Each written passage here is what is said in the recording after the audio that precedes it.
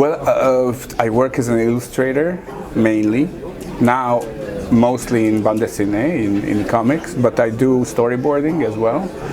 And I was working for a pretty long time as a graphic designer. So after graphic design, I started to work more in illustration than more in comics. But I'm from Hungary. I live in Budapest, and yeah, this is my first bande dessinée. Not really. The thing is that for a long time, you know, we were living in socialism. So in the socialist era, comic books were a very Western thing, so it was very American. So they didn't really like it in general, politics, I mean cultural politics.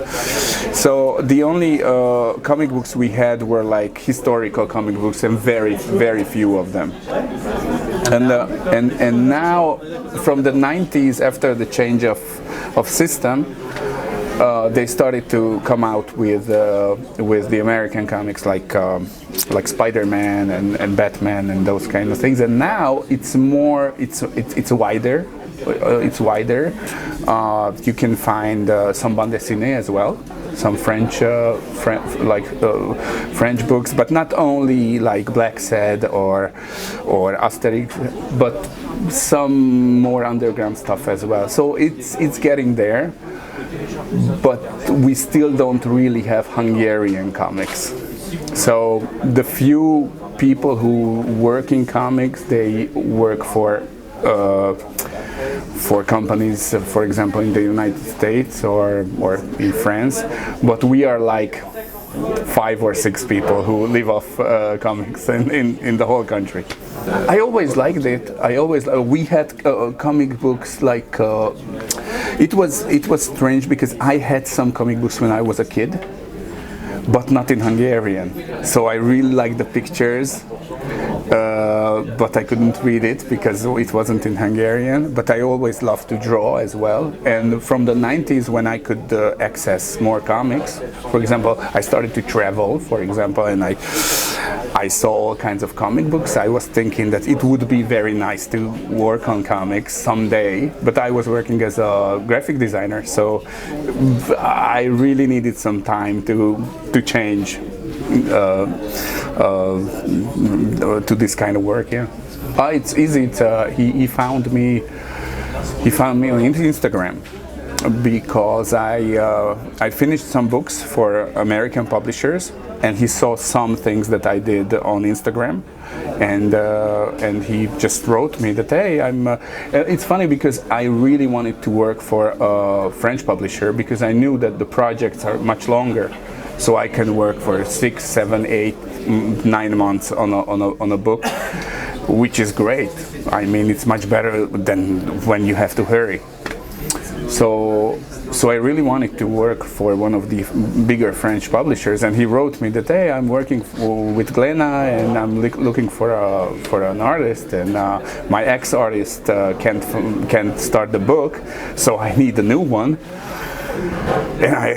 And the story is this and that. It's a bit dark story, thriller on an island, and I like everything about islands, and I think everything about thrillers. So I said, well, this is exactly what I'm looking for. So we had like a Skype call that day, and it was I made some sample pages, and they liked it at Glena, and that's it. So it was an easy thing. I mean, it was a very lucky thing as well. I saw 2 of them. I saw the Marlon Brando one before, and I saw the with Mel Gibson a few times because the production design is very good there. So there are certain things that I could use as inspiration. For example, the boat itself is very nicely done in the movie, and the clothes, I really like that it's very dirty and rugged and things like that. So I used stuff like that from that movie in the first album. I do everything. including I did the logo as well. I did and I do the text as well. I do everything. It's gonna be 4 books. Yes, I just started to draw the 3rd, and the plan is to come out next year around a bit earlier than this year, so around September, with the 3rd book. Yeah. For this 2nd book, we had just a very short time because the plan was to come out with the 1st and the 2nd in the same year. So the 1st came out in March and the 2nd came out now in October. I work mainly in Photoshop, but for the 3rd book, I'm gonna do some pages on paper as well. Yeah. Yeah. Well.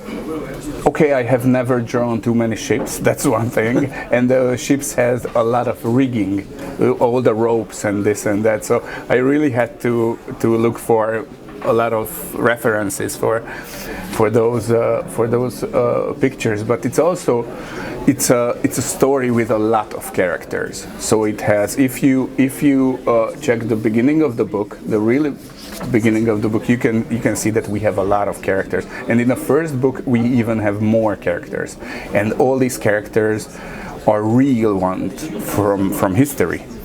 So we had to follow some descriptions of them. We never had, of course, pictures of them because it's the 1700s. So we don't have pictures, but we have some descriptions, and we had to follow some of those descriptions, and so it's like around 30 people. That has to be very, we have to follow those characters all the way. And for the 2nd book, we have a lot of Polynesians, and we have 12 Polynesian women. And that's another very interesting challenge, that we have 12 Polynesian women who, for the first blink, they look very similar. But they can't be similar because the reader won't be able to recognize who's who. So they have to be very different, but with the long black hair and the dark skin and the dark eyes and whatnot. So for the first blink, they are very similar, but you really have to recognize them right away. That's a nice challenge. Well, I like a lot of illustrators, of course, but I wouldn't really like to say names because I leave out people. There are so many, of course, that I really like. I really like. I don't know, Ruben Pellejero, for example. I really like. From this generation, I really like Mathieu Laffray, for example, or for example, there's a younger guy in Italy called Gigi Cavenago. I really like him. I really like.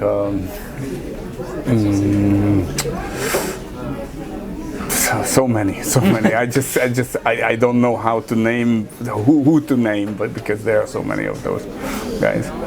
Maybe it could be Alex Toth. Okay.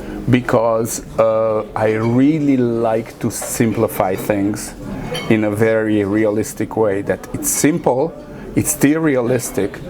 It has great depth. It has great silhouettes. It has great atmosphere. But the figures are kind of like stylized. I really like how he has done it. So that's a great example. I would really like to know how he managed to do all those kind of drawings.